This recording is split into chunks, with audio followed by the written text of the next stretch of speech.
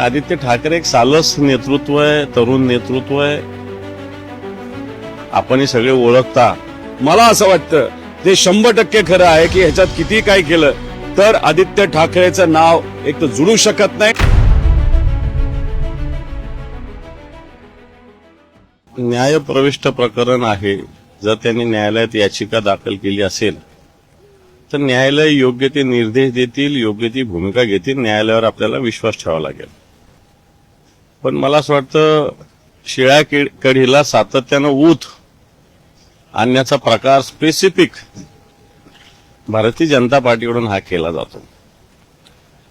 आणि म्हणून आदित्य ठाकरे एक सालस नेतृत्व आहे, तरुण नेतृत्व आहे. आपण सगळे ओळखता.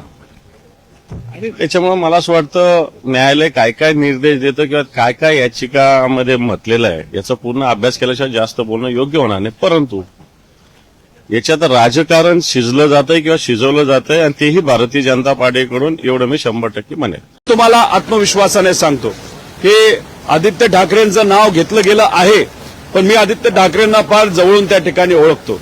त्यांचा स्वभाव, त्यांचा संपर्क, ते ज्या पद्धतीने त्यांच्या मित्रपरिवाराच्या संपर्कात असतात, ह्या सगळ्या गोष्टी बघितल्यानंतर मला असं वाटतं ते 100% खरं आहे की ह्याच्यात किती काय केलं तर आदित्य ठाकरेचं नाव एक तर जुळू शकत नाही आणि याच्याशी आदित्य ठाकरेचं काही घेणं देणं नाही असा आत्मविश्वास माझ्यासारख्याला त्या ठिकाणी वाटतो. फक्त याच्यापुढे त्यांचं कुटुंब जे करेल त्यांना न्याय मिळावा अशी माझी इच्छा. पण भाजप याच्यापुढे काय करणार आहे हे आजपासून तुम्हाला फक्त दिसेल. ते आहे राजकारण भाजप करेल असं आम्हा सगळ्यांना त्या ठिकाणी वाटतं. आणि याच्यावर आमचा प्रश्न आहे, एसआयटी जी फॉर्म झाली होती ते एसआयटीचं झालं तरी काय हे लोकांना तरी त्या ठिकाणी सांगण्यात यावं. पण एसआयटी पण शांत, सगळं शांत. आता मात्र सगळं त्या ठिकाणी बाहेर कुठेतरी आणण्याचा प्रयत्न फक्त इलेक्शन पुरता बीजेपी करेल का काय असं त्या ठिकाणी माझ्यासारख्याला वाटतं.